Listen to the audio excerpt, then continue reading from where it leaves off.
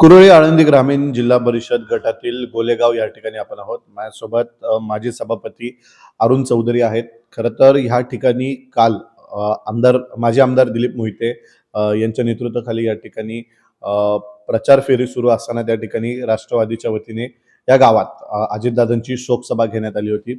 त्या शोकसभेत जर आपण पाहिलं तर मोठा प्रतिसाद ह्या ठिकाणच्या ग्रामस्थांचा शोकसभेला मिळाला. त्यानंतर जर आपण पाहिलं तर माजी आमदार दिलीप मोहिते यांनी थेट समोरचे उमेदवार त्यांच्यावर जे आहे टीका केली. त्याचबरोबर विलास लांडेंना थेट धारेवर धरून त्यांनी थेट राष्ट्रवादी पक्षातून त्यांची हकलपट्टी व्हावी अशी त्या ठिकाणी मागणी केली.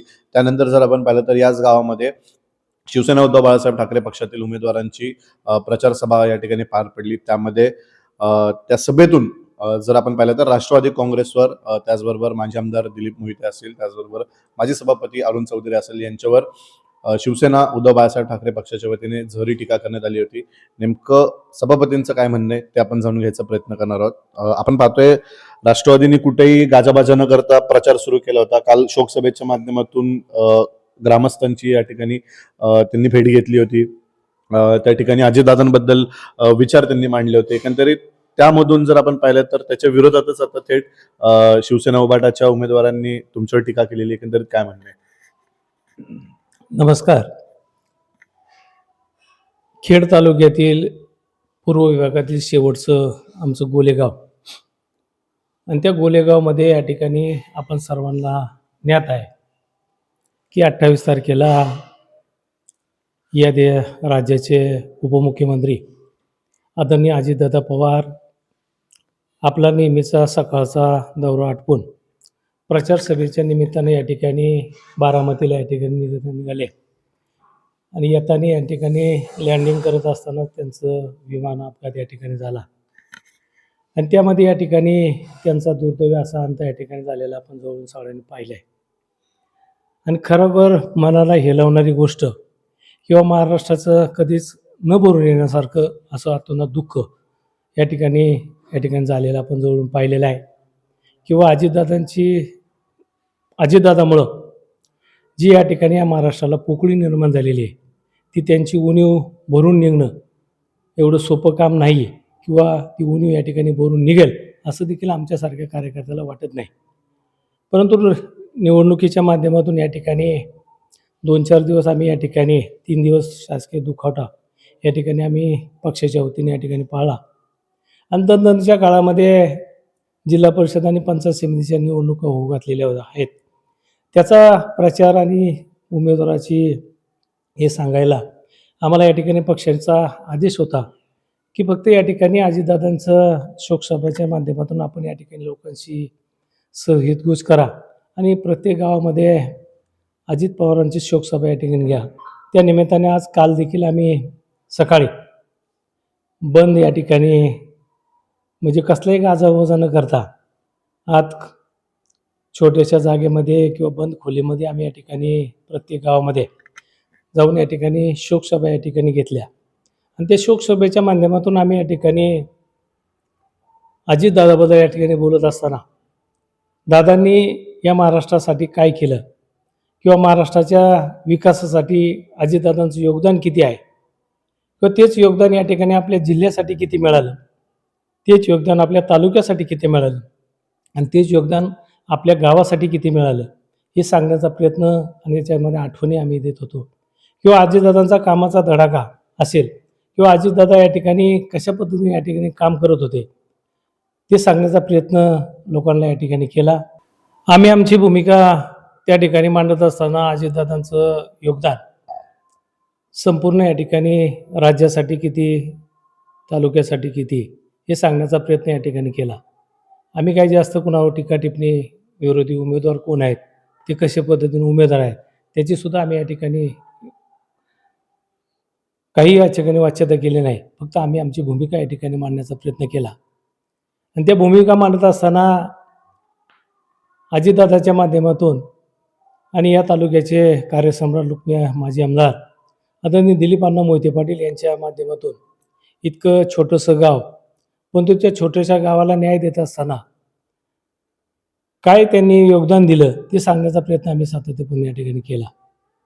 आणि खऱ्या अर्थानं दिलीप अण्णा मोहिते पाटील यांच्या माध्यमातून या ठिकाणी आमच्या गावचा विकास होत असताना पहिल्या पंचवार्षिकला तर निधी दिला, परंतु या ठिकाणी आत्ताच्या चालूच्या पंचवार्षिकमध्ये देखील चांगला निधी देण्याचं काम या ठिकाणी करण्याचं काम या ठिकाणी केलं.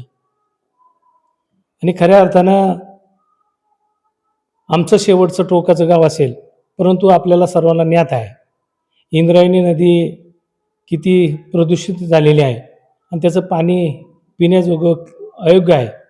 ही आम्ही या ठिकाणी आमदार साहेबांच्या कानावरती या ठिकाणी किंवा त्यांना देखील याची सर्व कल्पना होती, म्हणून त्यांनी त्या ठिकाणी सांगितलं की आपण चांगली मोठी स्कीम कुठून तरी या ठिकाणी बामा आस्केटचं असेल किंवा जाधववाडीचं असेल तिथनं आपण या ठिकाणी पाणी आणू. आमचा आज गोलेगाव इथण्यापासून जाधववाडीचा जो बंधारा डॅम आहे तो या ठिकाणी साधारण 50च्या आसपास किलोमीटरच्या अंतर्गत आहे. आणि एवढी मोठी स्कीम मी त्या टायमाला त्यांना पंचायत समितीचे सभापती असताना त्यांनी या ठिकाणी सांगितले तुम्ही फक्त स्कीम सुचवत राहा, देणारं दातृत्व खूप मोठं आहे. आणि खरोखरच दातृत्व मोठं आहे हे संपूर्ण महाराष्ट्राने अजितदादाच्या माध्यमातून आपण या ठिकाणी पाहिलेलं आहे. आणि ते करत असताना ती स्कीम आमची 119 कोटी 87 लाख रुपयाची स्कीम या ठिकाणी त्याचं एस्टिमेट या ठिकाणी झालं आणि त्याला प्रत्यक्षामध्ये MGPच्या माध्यमातून या ठिकाणी त्याला मान्यता मिळाली आणि प्रत्यक्षरित्या ते काम या ठिकाणी चालवण्याचं काम या ठिकाणी झालं. आज खऱ्या अर्थानं त्या कामाची प्रगती पाहिली तर 70 ते 75% या ठिकाणी काम पूर्णतः या ठिकाणी झालेलं आहे. सर्वच्या ठिकाणचे या ठिकाणी जॅकवेलचं काम असेल, पाण्याच्या टाक्याचं असेल, डिस्ट्रीब्युशनची लाईन असेल, हे सर्व या ठिकाणी पूर्णत्वाला या ठिकाणी चाललेलं आहे. सर्वात महत्त्वाचा प्रश्न जो पिंपरी चिंचवड महानगरपालिकेतून आमची रस्त्याने जी पाईपलाईन येणार आहे त्याचंसुद्धा काम माझ्या हिशोबाने या ठिकाणी 25 ते 26 किलोमीटरचं अंतर त्याच्यामध्ये होतं. त्याच्यामधलं 20 किलोमीटरचं अंतर या ठिकाणी आम्ही पार केलेलं आहे. 4-4.5 किलोमीटरचं अंतर या ठिकाणी अजून बाकी आहे. तो थोडंफार अलीकडं पलीकडे जास्त कमी जास्त असू शकतं, तेवढं याचे काही काम बाकी आहे. पण तेच देखील या ठिकाणी थोड्या दिवसामध्ये प्रगतीपथा होऊन त्या ठिकाणी पूर्णत्वाला जाईल. आज जे फिल्टर प्लॅन्ट आहेत जिथं फिल्टर तिथनं पाणी आल्यानंतर तेच पाणी या ठिकाणी जाधववाडीतून भंडारा डोंगराच्या पायथ्याला या ठिकाणी येणार आहे आणि तिथनं ते पाणी या ठिकाणी चरोली या ठिकाणी ते पाणी येणार. तिथं ते त्याचे फिल्टर प्लॅन्ट आहेत, तिथं फिल्टर होऊन ह्या चारही गावांना या ठिकाणी चरवली खुर्द असेल, वडगाव घेणार असेल, मरकळ असेल आणि आमचं गोलेगाव असेल, गोलेगाव पिंपळगाव असेल, ह्या गावांना त्या ठिकाणी त्या पाण्याचं विल्हेवाट या ठिकाणी किंवा वाटप या ठिकाणी होणार आहे. आणि ते सर्व पाणी या ठिकाणी लोकांना फिल्टर या ठिकाणी मिळणार आहे. जसं पिंपरी चिंचवड पुणे महानगरपालिकेला फिल्टर पाणी मिळतं तशा पद्धतीने आमदार साहेबांनी ती दूरदृष्टी ठेवली आणि ती दूरदृष्टी देण्याचं दातृत्व अजितदादांच्या माध्यमातून या ठिकाणी झालं आणि ते करण्याचं काम या ठिकाणी दादांनी या ठिकाणी केलेलं आहे. मग बाकीच्या देखील या ठिकाणी गोलेगाव हे शेवटच्या टोकाचं गाव आणि पलीकडे या ठिकाणी पाहिलं तर बावडी ही हवेली तालुक्यामध्ये येते, परंतु मध्ये इंद्रायणी नदी असल्यामुळं जाण्यायेण्याचं या ठिकाणी सोय नाही. परंतु आमदारां साहेबांच्या कायमच संकल्पना इतकी प्रगल्भ असती आणि ती आमदार साहेबांची जे प्रगल्भ आहेत ते अजितदादांच्या माध्यमातून त्यांना शिकवून या ठिकाणी मिळालेले. अजितदादाची जशी दूरदृष्टी आहे तशीच या ठिकाणी आमदार साहेबांची देखील दूरदृष्टी आहे आणि त्या दूरदृष्टीतून या ठिकाणी ते म्हणले जर इथं जर आपण एखादा पूल केला तर त्या पुलाच्या माध्यमातून 2 तालुके, 2 गावं, 2 जिल्हे तालुके या ठिकाणी जोडले जातील आणि त्या माध्यमातून तुमचा दळणवळणाचा सोय होईल. या ठिकाणी पूल या ठिकाणी आपण करू आणि त्याच्यासाठी अण्णांनी 10 कोटी रुपये या ठिकाणी अजितदादांच्या माध्यमातून या ठिकाणी दिले आणि ते करत असताना आज त्याचं देखील या ठिकाणी 70-75% काम पूर्णत्वाला या ठिकाणी गेलेले आपण जवळून पाहिलेलं आहे किंवा आज त्या ठिकाणी ते चालू आहे. त्या माध्यमातून देखील आपल्याला या ठिकाणी अजितदादाच्या माध्यमातून निधी या ठिकाणी मिळालेला आहे. पुढे या ठिकाणी आम्हाला मुख्य रस्त्याला जोडायला सुळूखिंड ते गोलेगाव पिंपळगाव हा रस्ता होणं गरजेचं आहे. परंतु या ठिकाणी थोडा रस्ता करून या ठिकाणी ते रस्त्याचा दर्जा क्वालिटी या ठिकाणी मेंटेन होत नव्हती. मग या ठिकाणी आमदार साहेबांची दूरदृष्टी प्रत्येक गोष्टीला तशीच असती, त्या पद्धतीने या ठिकाणी त्यांची दूरदृष्टीमध्ये मुख्यमंत्री ग्राम सडकमध्ये या ठिकाणी तो रस्ता 3,92,00,000 रुपयाचा रस्ता आमचा या ठिकाणी टाकला आणि आज खऱ्या अर्थानं तो रस्ता त्या ठिकाणी पूर्ण झालेला आहे आणि एकदम चांगला गुळगुळीत रस्ता या ठिकाणी आमच्या दोन्ही गावाला या ठिकाणी मिळालेला आहे. त्यामुळे या ठिकाणी लोकांची वाहतुकीची सोय असेल, सर्व दळणवळणाची सोय असेल, ती चांगल्या पद्धतीने या ठिकाणी काम केलेलं आहे. हेच मुद्दे आम्ही या ठिकाणी आमच्या प्रचार सभेमध्ये या ठिकाणी सांगण्याचा मुद्दा केला. परंतु सायंकाळी या ठिकाणी त्यांची देखील या ठिकाणी सभा झाली आणि प्रत्येक गोष्टीमध्ये राजकारण हे खिलाडू वृत्तीने करायचं असतं आणि खिलाडू वृत्तीने या ठिकाणी राजकारण करायचं असतं. परंतु आपण जर जवळून पाहिलं तर विरोधी खासदार आम्हाला 15 वर्ष या ठिकाणी लाभला. एक पंचवार्षिक आमदार साहेबांच्या अगोदर, दिलीप अण्णांच्या अगोदर या ठिकाणी विरोधक आमदार या ठिकाणी लाभला. 20 वर्ष या ठिकाणी गेले आणि आत्ताचा आमदार या ठिकाणी 6 वर्ष झाले. मी आम्हाला 21 वर्ष या ठिकाणी आम्ही विरोधक सत्तेत या ठिकाणी जवळून पाहिलेला आहे. मग पहिल्या खासदारांच्या माध्यमातून या ठिकाणी 1,10,000 रुपयाचा निधी आमच्या खाली एक तालीम होती. पहिली आमची तालीम या ठिकाणी कौलाची तालीम होती, ती मोडली आणि फक्त त्याच्यावर पत्ते टाकण्याचं काम झालं. दुसरे आमदार या ठिकाणी आल्यानंतर तिथं बी आमची एक वरच्या चौकामध्ये एक तालीम होती. ती तालीम पहिली या ठिकाणी कौलाची चांगली मोठी इमारत होती, परंतु फक्त ती इमारत या ठिकाणी मोडली गेली आणि त्या ठिकाणी RCC इमारत झाली. मी ते 5 लाख रुपयाचं काम. असं जर पाहिलं तर 20 वर्षात या ठिकाणी शिवसेनेचा उभाटा गटाच्या माध्यमातून फक्त आम्हाला 6.25 कोटी लाख रुपयाचा या ठिकाणी निधी मिळाला आणि त्यांची न केलेली कामं किंवा आमदार साहेबांनी केलेली जास्त कामं ही जर पाहिली तर खूप असा कामाचा डोंगर या ठिकाणी उभा राहिलेला आपण जवळ पाहिलेला आहे. परंतु काहीतरी वेगळं सांगायचं आणि त्याच्या माध्यमातून या ठिकाणी कालच्या सभेमध्ये त्यांनी सांगत असताना जिल्हा परिषद आणि पंचायत समितीच्या निवडणूक आहेत, या निवडणुकांमध्ये त्यांनी सांगितलं की पाठीमागचे जिल्हा परिषद सदस्य आमच्या कुमारी दीपाली काळे असतील किंवा मी पंचायत समितीच्या माध्यमातून या ठिकाणी या गणामध्ये या ठिकाणी काम केलेलं आहे. म्हणजे यांनी काहीच 5 वर्षाच्या काळामध्ये या ठिकाणी काहीच कामं या ठिकाणी केली नाही. परंतु माझं आपल्या जनतेला सर्वांना सांगण्याचं आव्हान आहे की जसा चष्मा लावेन तसेच या ठिकाणी त्यांना दिसतंय की ज्यांना विकास काय चीज आहे हेच कधी माहीत नाही. त्यामुळे त्यांनी तसा चष्मा लावलेला आहे, त्यामुळे त्यांना विकास दिसला जात नाही. परंतु सर्वसामान्य जनता किंवा माझी गोलेगाव पिंपळगावची जनता त्यांना ज्ञात आहे की या दोन्ही गावामध्ये जिल्हा परिषद असन, पंचायत समिती असन, आमदार साहेबांचा फंड असन, अजितदादाच्या माध्यमातून असून किती विकासाची गंगा आली आणि या छोट्याशा गावामध्ये मुख्य प्रवाहामध्ये आणण्यासाठी काम या ठिकाणी केलं. त्यांना अजून विरोधकांना मी त्यांच्यावर सांगू इच्छितो, गेली 30 वर्ष मी ग्रामपंचायतच्या माध्यमातून या गावामध्ये ग्रामपंचायतची सत्ता असेल, या ठिकाणी विकास कार्य सोसायटी सत्ता असेल, ही 30 वर्ष आमच्या ग्रुपच्या माध्यमातून या ठिकाणी आम्ही काम करतोय.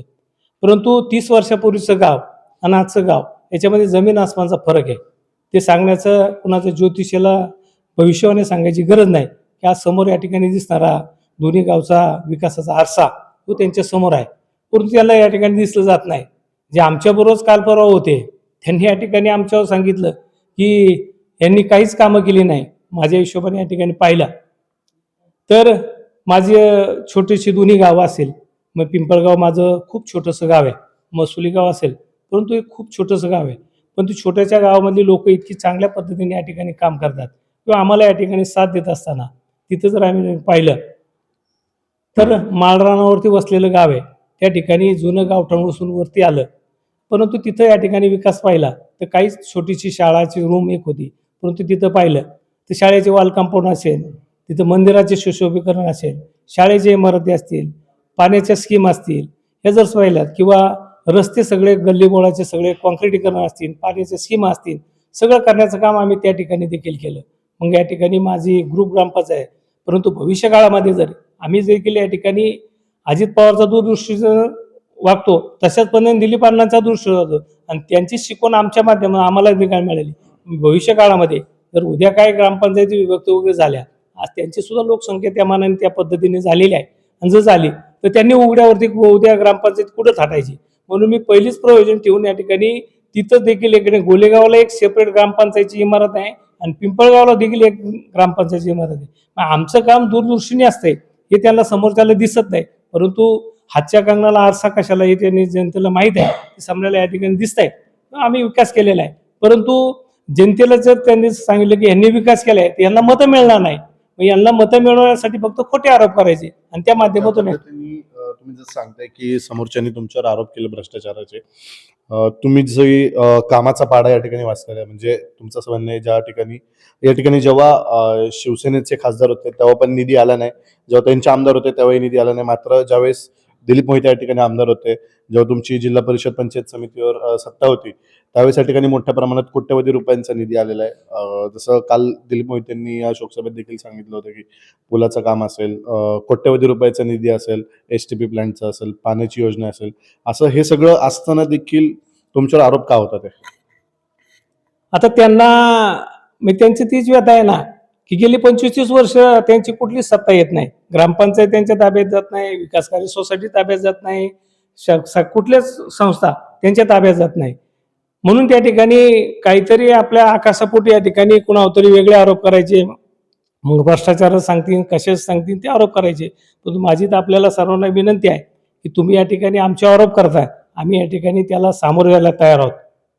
एकंदरीत आतापर्यंत ह्या तारखेपर्यंत या तुमच्या जिल्हा परिषद गट, ह्या आजूबाजूची जी गावं असतील, तुमच्या पंचायत समितीची आजूबाजूची जी गावं असतील, त्याला आतापर्यंत किती कोटी रुपयांचा निधी राष्ट्रवादीच्या माध्यमातून आलेला आहे आणि किती कोटी रुपये हा शिवसेनेची ज्यावेळेस सत्ता होती त्यावेळेस आलेला आहे? मी या ठिकाणी आपल्याला पहिलं सांगितलं की आत्ताची जी पंचवार्षिक आमदार साहेबांची झाली किंवा आमची या ठिकाणी जिल्हा परिषद आणि पंचायत समिती या ठिकाणी झाली, तर मी या ठिकाणी आपल्याला सांगू इच्छितो की माझ्या हिशोबाने जर सगळे जर टोटल जर केले तर जवळजवळ माझ्या अंतराने 47-48 कोटी रुपयाची कामं ही एकट्या आमदार साहेबाच्या माध्यमातून असेल, आमच्या जिल्हा परिषदेच्या माध्यमातून असेल किंवा पंचायत समितीच्या माध्यमातून असून हे करण्याचं काम आम्ही या ठिकाणी करण्याचा प्रयत्न या ठिकाणी केलेला आहे. आणि त्याचं त्यांना जर त्या ठिकाणी त्याची माहिती पाहिजे असेल, काहींनी या ठिकाणी काल सांगत असताना सांगितलं की 125 कोटी रुपयाची कामं या ठिकाणी केली म्हणून या ठिकाणी ते सांगतात. आम्हाला तर आम्ही सर्व माहिती काढली पण आम्हाला कुठं दिसत नाही. परंतु तुम्ही या ठिकाणी तुम्हाला काय माहिती पाहिजे ते आम्हाला विचारा, आम्ही तुम्हाला ती कामं त्या ठिकाणी तुम्हाला प्रत्यक्ष दाखवू आणि मग या ठिकाणी त्याचं विश्लेषण या ठिकाणी होईल. परंतु काहीतरी आपल्याला आपलं विकास न केलेलं झाकण्यासाठी दुसऱ्यावर काहीतरी खापर फोडत बसायचं आणि त्याची पोळी बाजून घ्यायचं काम करायचं, ते जनता खूप सुज्ञ आहे, ती आज तुमच्या बोलतापाला या ठिकाणी कधी बळी पडणार नाही. काल देखील या ठिकाणी आपण पाहिलं तर काहींनी सांगितलं की आरो प्लॅनचं काम या ठिकाणी झालं नाही, परंतु त्यांनी 5 लाख रुपये या ठिकाणी त्याच्या माध्यमातून काढले.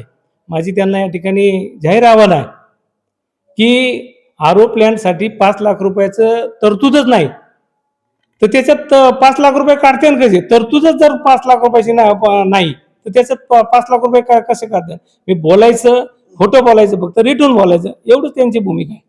आपण पाहिलं तर काल त्या सभेमध्ये विरोधकांनी जे आहे या ठिकाणी माहिती अधिकाराची देखील धमकी दिलेली, म्हणजे एकंदरीत जो तुम्ही निधी आणलेला आहे त्याचा गैरवापर केला असं त्या ठिकाणी थेट त्यांचं म्हणणं आहे.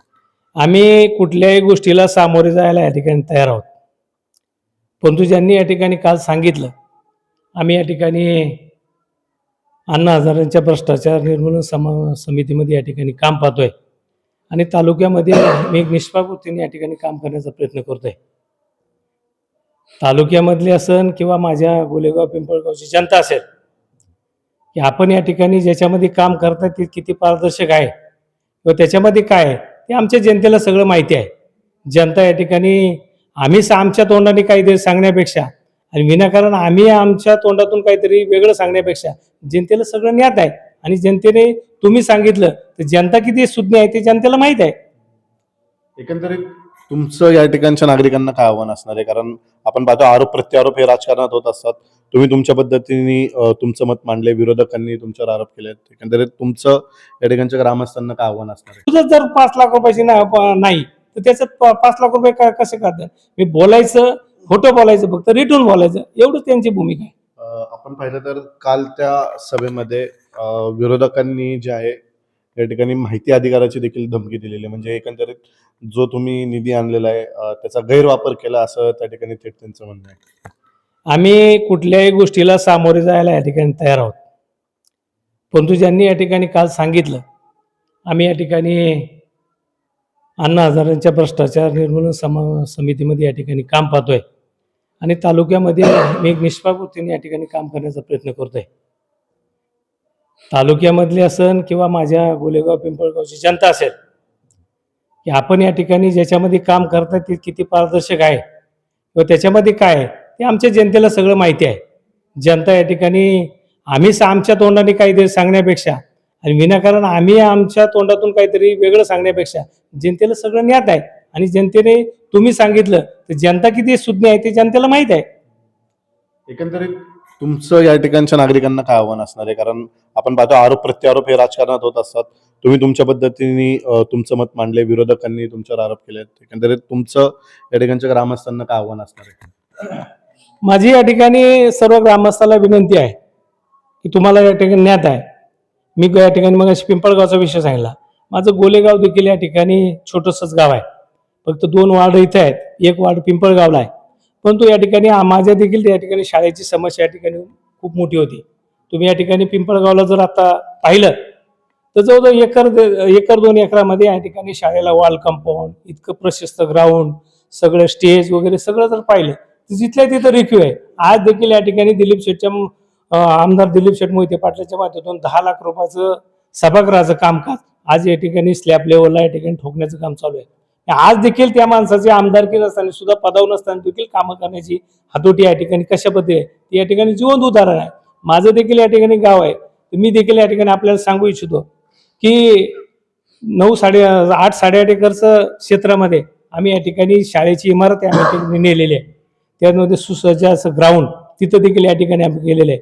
त्या सुद्धा एवढ्या 8-8.5 एकराला आम्ही वॉल कंपाऊंड घालण्याचं काम संपूर्ण दगडाचं या ठिकाणी केलेलं आहे आणि एकदम सुसज्ज अशी इमारत या ठिकाणी केलेली आहे. मी आपल्याला सांगू इच्छितो त्या टायमाला सुद्धा निधीची कमतरता कशा पद्धतीने आम्ही ती शाळा उभी केली. तुम्हाला या ठिकाणी सांगू इच्छितो की ते जे माहिती अधिकारात आहेत तर तुम्ही त्या ठिकाणी माहितीच्या अधिकारात ती माहिती काढावी की त्या टायमाला पुणे महानगरपालिकेला आपण पाहिलं सर्व शिक्षण अभियानाच्या माध्यमातून संपूर्ण भारतामध्ये या ठिकाणी शाळा खोल्या या ठिकाणी देण्याचं काम चालू होतं आणि त्या काळी या ठिकाणी 1,55,000 रुपयाची जुनी स्कीम होती आणि 4-5 वर्षे त्याच्यामध्ये या ठिकाणी त्या शाळा कुणी बांधत नव्हते कारण तेवढ्या स्टेममध्ये 1,55,000 मध्ये शाळा होत नव्हत्या आणि पुणे महानगरपालिकेच्या माझ्या हिशोबाने 99 शाळा या ठिकाणी पुणे महानगरपालिकेत शिल्लक होत्या.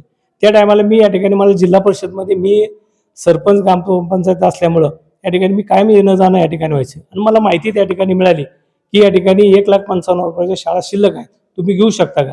तर मी म्हटलं की मला द्या 2-4 शाळा, मी या ठिकाणी बांधू शकतो तिथे शाळा. तर मला अधिकाऱ्यांनी किंवा शिवनी एक दिवस या ठिकाणी बोलून घेतलं तेव्हा तुम्ही एवढ्या स्टेममध्ये कशा शाळा बांधणार? म्हणलं मी माझ्या पद्धतीने माझ्या गावामध्ये माझ्या परिसरामध्ये खूप असे दानशूर व्यक्तिमत्व आहेत की त्यांच्या माध्यमातून मी शाळेला या ठिकाणी मदत जमा करू शकतो आणि त्याच्यावर करतो. आणि त्याच काळामध्ये आत्ताच या ठिकाणी आपल्याला राष्ट्रवादीचे उमेदवार पलीकडे पाईट आंबेडकर गटामध्ये त्यांच्या मिसेस आहेत ते शरदराव बुटे पाटील या ठिकाणी ते जिल्हा परिषद सदस्य होते.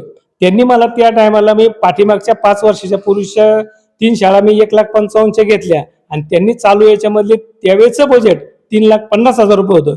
ते बजेट त्याच्यातली 1 शाळा मला त्यांनी दिली. अशा 4 शाळा या ठिकाणी मला मिळाल्या आणि या ठिकाणी आमच्याच परिसरामध्ये किंवा पुण्यासारख्या शहरामधले जे उद्योजक आहेत ते आज आमच्यात आहेत नाही, परंतु कैलासवासी उत्तमराव भरेट पाटील एक असं दातृत्व होतं, व्यक्तिमत्व होतं की त्यांना समाजामध्ये मदत करण्याचे काम किंवा सर्वांना करण्याची भूमिका सातत्य होते. माझ्या गावामध्ये देखील त्या टायमाला त्यांनी 2 लाख रुपयाची एक शाळा देण्याचं कबूल या ठिकाणी केलं. मी देखील या ठिकाणी म्हटलं बाहेरचे लोक या ठिकाणी आपल्याला मदत करतात, आपल्यासाठी एवढं जडतात, आपण देखील त्याच्यामध्ये काही त्या खारीचा वाटा पाहिजे म्हणून मी सुद्धा माझ्या स्वतःच्या आजीच्या स्मरणार्थ वडिलांच्या नावाने एक शाळा खोली देण्याचं काम या ठिकाणी केलं. अशा म्हणून 6 खोल्याचं आम्ही काम केलं आणि एक सलग 6 खोल्याचं काम RCC मध्ये या ठिकाणी चालू केलं आणि ते RCC काम चालू करत असताना मग आमच्या परिसरामध्ये जे खडी क्रेशरचे लोक असतील किंवा डबर्स असतील, वीट असतील, भट्टे असतील यांच्याकडून या ठिकाणी आम्ही या ठिकाणी मदत घेण्याचं काम करून क्रेशन घेतलं, कुणाकडून खडी घेतलं, कुणाकडून सिमेंट घेतलं आणि याच परिसरामध्ये म्हणजे पुण्यासारखे किंवा आंतरराष्ट्रीय दर्जामध्ये जयंतीलाल मंगलदास म्हणून एक मोठी फर्म आहे त्या फर्मच्या माध्यमातून कांद्याचा खूप मोठा व्यापार जागतिक दर्जामध्ये होतो. आमचे संबंध कांद्याच्या व्यवहारामध्ये या ठिकाणी आले आणि त्यांच्या मार्फतून मी या ठिकाणी त्यांच्याकडून त्यावेळेसच्या काळामध्ये 80,000 रुपयाचं स्टील त्या माणसाने आम्हाला या ठिकाणी दिलं आणि म्हणून ती शाळा आम्ही त्या टायमाला पूर्ण चाललेलो आणि आजच्या घडीला गेलं तर एक सुसज्ज अशी शाळेची इमारत किंवा तो परिसर पाहिला तो ते गेला आणि त्याचंच फळ म्हणून आज पाहिलं तर माझं गाव शेवटच्या कोपऱ्यात आहे. माझं गोलेगाव पिंपळगाव शेवटच्या कोपऱ्यात आहे. परंतु आमच्या गावामध्ये गेल्या वर्षी पिंपळगावमध्ये झालं आणि या शाळेला जास्त जागा तिथं ग्राउंड असल्यामुळे तिथं झालं. यावर्षी आलटून पालटून करतो. यावर्षी आमच्या गोलेगावला यशवंतराव कला क्रीडा महोत्सव जो जिल्हा परिषदेच्या माध्यमातून त्या शाळेच्या स्पर्धा होत्या त्या स्पर्धा माझ्या एवढ्या छोट्या गावामध्ये गोलेगाव आणि पिंपळगावमध्ये होतात. त्याचा आम्हाला सार्थ अभिमान आहे की केंद्र शाळा इतक्या मोठ्या आहेत किंवा इंडस्ट्रीमधल्या गाव आहेत त्यांच्या शाळा त्यांचे निधी एवढे मोठे आहेत परंतु त्याचं आमच्या गावाला या ठिकाणी त्या स्पर्धा होत्या त्याचा सार्थ आम्हाला अभिमान आहे. आणि ते आता नागरिकांना तुमचं काय आव्हान असणार आहे? जे काही आरोप तुमच्यावर होत होते त्याच्यामुळं नागरिकांना काय आव्हान करणार? नागरिकांना माझं एकच आव्हान आहे, फक्त बिनबुडाचे आरोप या ठिकाणी त्यांच्यावरून केले जातात. परंतु माझे असे निवडणुका आज आहेत उद्या होतील. माझं असं की निवडणुका संपल्यानंतर कधी बी आम्हाला खुल्लं म्हणण्यापेक्षा उगाच एखाद्याला काहीतरी आम्हाला तुम्ही सामोजस्याने घ्या, आम्ही सामोजस्य ग्रामपंचायतमध्ये येऊन बसू, तुम्हाला काय माहिती पाहिजे ती देण्याची भूमिका आम्ही आपल्या समोर या ठिकाणी करू. पण दूध का दूध आणि पाणी का पाणी हे झालं पाहिजे ही आमची भूमिका या ठिकाणी आहे. निश्चित आपण पाहतोय गोलेगाव मध्ये आपण आहोत. या ठिकाणी माजी सरपंच आणि त्याचबरोबर माजी सभापती होते. त्यांनी या ठिकाणी थेट विरोधकांना आव्हान दिलंय की जर तुम्ही आरोप करताय तर समोरासमोर या, जे काय असेल ते समोरासमोर आपण बसू, त्यामध्ये दूध का दूध पाणी का पाणी करू. त्याचबरोबर आपण पाहतोय तुम्ही जे नागरिकांना आव्हान केलेलं आहे की ह्या सर्व जे काही आरोप त्यांच्यावर केले तुमच्यावर केलेले आहेत त्याला बळी पडू नका, यावर काय म्हणणं आहे? माझं या ठिकाणी ते तर आमच्या गावातल्या विरोधकांनी केलं परंतु तालुक्याचे आमदार त्यांना देखील या ठिकाणी 6 वर्षामध्ये त्यांचेच लोक या ठिकाणी सुरुवातीला राहिले की आमदार साहेब तुम्ही निवडून आल्यानंतर 6 वर्षांनी पहिल्यांदा आमच्या गावात आले. त्यांना त्याचं खेद वाटलं की बा आपल्याला 6 वर्षामध्ये या गावाला फिरकता आला नाही, आपण देखील या ठिकाणी काही निधी दिला नाही किंवा आम्ही या ठिकाणी काही कुठल्या याच्या सभेत बोलत असताना की आमदारांनी या तालुक्यासाठी अजून काही लोकांना किती निधी दिला हे आम्ही या ठिकाणी सांगण्याचा प्रयत्न पाठीमागच्या सभेमध्ये किंवा कुठं ना कुठं होत असतात. तेच आमदारांनी त्या ठिकाणी सांगितलं की यांनी सांगितलं की मी काही निधी दिला नाही, मी या रस्त्याला 10 लाख रुपये टाकले, त्या रस्त्याला 15 लाख रुपये टाकले, निधी या ठिकाणी मंजूर केलाय. पण प्रत्यक्षरित्या त्याची वर्क ऑर्डर आज आम्ही ग्रामपंचायतच्या माध्यमातून या ठिकाणी काम करतोय.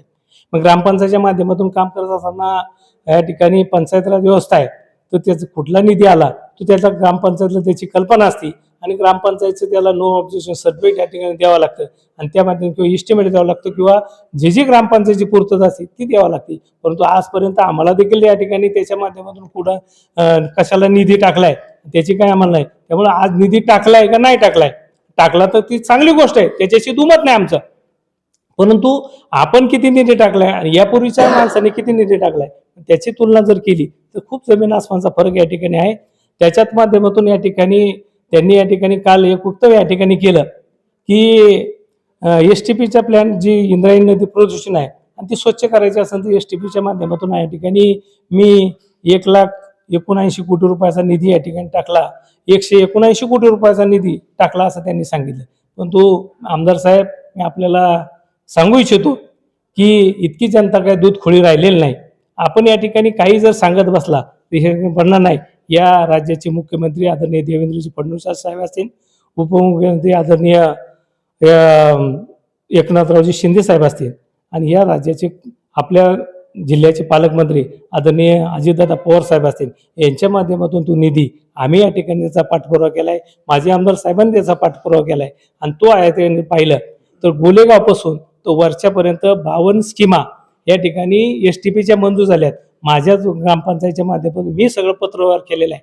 मी जरी आता ग्रामपंचायतीमध्ये सदस्य नसलो तरी ही असणारी ग्रामपंचायतीची बॉडी ही आमच्या मर्जीतली ग्रामपंचायतीची बॉडी आहे किंवा ती आमचे सर्व सहयोगी सदस्य आहेत आणि आम्ही एकमेकांनी जीवापाडक प्रेमाने किंवा विकासाभिमुख काम करणारी आमची तरुण पिढी आहे त्यांच्या ताब्यात ही ग्रामपंचायत. परंतु सर्व विचारविनिमय करत असतो त्यामुळे मला सर्व बारीक सारीक गोष्टी या ग्रामपंचायतीच्या असतील विकासाच्या असतील हे सर्व माहिती आहेत. पण खोटं यायचं, खोटं काहीतरी सांगायचं, ते मी त्यांना सांगितलं.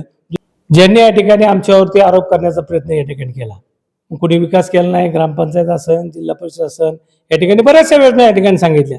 काल एक या ठिकाणी प्लॉटिंग मधला एका पाण्याच्या स्कीमचं या ठिकाणी सांगितलं, परंतु या ठिकाणी त्यांना अजून माहीत नसेल. ग्रामपंचायतची वर्क ऑर्डर झालेली आम्ही त्या ठिकाणी तुम्हाला दाखवू शकतो. त्याच प्लॉटिंगमध्ये आम्ही या ठिकाणी पाण्याची स्कीम सुद्धा नेण्यासाठी त्याचं या ठिकाणी योजना या ठिकाणी आखलेली. आज सगळ्याच कामं करत असताना ग्रामपंचायतला देखील बंधन असतात, त्या पद्धतीने या ठिकाणी केलेले.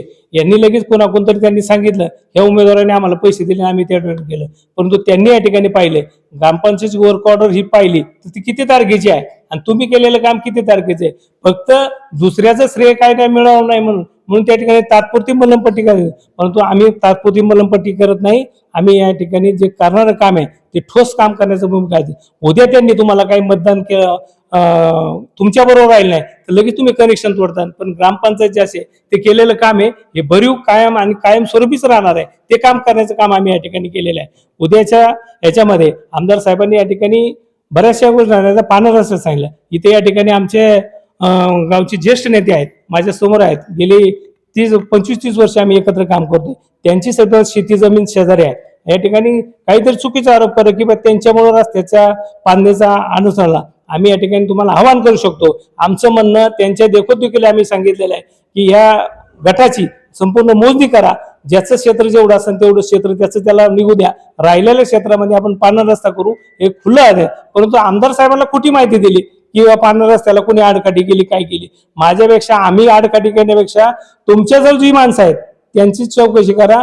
गेली 20 वर्ष मरकळ गोलेगाव रस्त्याच्या पांढऱ्या रस्त्यासाठी मी बांधतोय आणि ती मी शेवटी सुप्रीम कोर्टामध्ये सुद्धा ती केस आम्ही या ठिकाणी जिंकली राहिली. आज त्याचा मान मोकळा झालेला आहे. म्हणून आज तुम्ही सांगायला लागले 20 वर्ष आम्ही बांधलोय, आज ते रस्ता त्या ठिकाणी होईल, पांढऱ्या रस्त्याचं होईल. आम्ही या ठिकाणी इतकं बांधून आज ते मोकळं केले आणि तुम्ही आज त्याचं श्रेय गेला की आम्ही तो रस्ता भविष्य काळामध्ये पूर्ण करू. आम्ही 20 वर्ष झटकलेले आणि ही माणसं समोरचीच आहेत, त्यांना माहिती विरोधकाच आहे. त्या टायमाला करून न देण्यासाठी जे आजकाल बोलत होते त्यांनी त्यांना आडकाठी घालून कोर्टात ने इकडे आडकाठी घालावं, तिकडे आडकाठी घालावं, हे प्रश्न या ठिकाणी केलेले. दुसरी अशी बाब आहे की तो झाला एका बाजूचा, दुसरं त्याच गटामध्ये पाहिलं तर दक्षिण बाजूला ज्यांची शेती आहे ते या ठिकाणी काही सांगत होते. त्यांच्याकडे कालचं पाहिलं तर आज आमच्याकडे कप्रत आहे. 22 फुटाचं अतिक्रमण तुमच्याकडेच निघतंय आणि मग ते आमदार साहेबांना आम्ही देखील भविष्य काळामध्ये ते आरसा त्यांच्या देखोन दाखवू की कुणाकडे किती अतिक्रमण आहे, तुम्ही जरा पहा आणि मग बोला. तुम्ही माहिती घ्या, तुम्हाला काय माहित नाही, फक्त तुमची लोकांनी तुम्हाला सांगितलं त्यांचं खरं वाटतं, पण ते खरं किती खोटं किती, फक्त खोटं बोलायचं आणि रेटून बोलायचं, अशी जर भूमिका असेल तर तसं होत नाही. माझी जनतेला अशी विनंती आहे की यांनी कुठलाही निधी आणला नाही, कुठलं काम केलं नाही, परंतु या ठिकाणी यांना तुमच्याजवळ यायचं असेल, मत मागायचं असेल तर काय सांगायचं, तर यांनी भ्रष्टाचार केलाय, यांनी असं केलं, यांनी हे काम होऊन देत नाही, काहीतरी सांगायचं, लोकांची दिशाभूल करायची. पण जनता इतकी दूधखुळी राहिलेली नाही किंवा जनता इतकी अज्ञान राहिले नाही. आज सगळ्याच्या माध्यमातून जनतेला कळत असतं विकास कोणी केलाय. आणि उद्याच्या काळामध्ये देखील मी आपल्याला सांगू इच्छितो, गेले कितीतरी निवडणुका होत असतात, त्या माध्यमातून आमच्याच पॅनलला किंवा आमच्याच यामध्ये या ठिकाणी विजय मिळत असतो. परंतु आज देखील काही माझ्याही गावातल्या विरोधकांना सुद्धा या ठिकाणी कळलंय की चांगलं कोण आहे आणि वाईट कोण आहे. त्यामुळे ती सुद्धा मंडळी चांगल्याच्या मागं भूमिका घेण्याचं काम या ठिकाणी करतात. गावामध्ये कोण चांगलं करते मी म्हणत नाही, मीच एकट्याने केलंय, माझ्या सगळ्या जनतेने या ठिकाणी केलेले आहे आणि जनतेचा चाला पाठिंबा आहे. उद्याच्या काळात देखील ही जनता त्याच विकासाच्या पाठीमागे राहील आणि जो विकास करेल, उद्या त्यांनी विकास केला तर त्यांच्या पाठीमागे मग आमची काय हरकत नाही, परंतु जनता ज्याने विकास केलाय त्याच्या पाठीमागे निश्चित राहील अशी मला खात्री आहे. निश्चित आपण पाहतोय आपल्यासोबत माजी सभापती अरुण चौधरी होते. खरं तर जी काल विरोधी पक्षांची काल जी विरोधी पक्षांची या ठिकाणी प्रचार सभा झाली त्यामध्ये जर आपण पाहिलं तर थेट राष्ट्रवादीवर त्यांनी प्रश्नचिन्ह उपस्थित केले होते. माजी आमदार दिलीप मोहिते असतील, त्याचबरोबर सभापती अरुण चौधरी असेल, यांच्यावर त्यांनी भ्रष्टाचाराचे आरोप केले होते. खरं तर आता अरुण चौधरींनी ते सगळे आरोप खोडून या ठिकाणी सत्य परिस्थिती काय ह्या ठिकाणी त्यांनी जे आहे ते सांगितलेले आहे. व्हिडिओ जर्नलिस्ट भानदास शिवरायसह प्रसन्न तरडे, आपला आवाज गोलेगाव.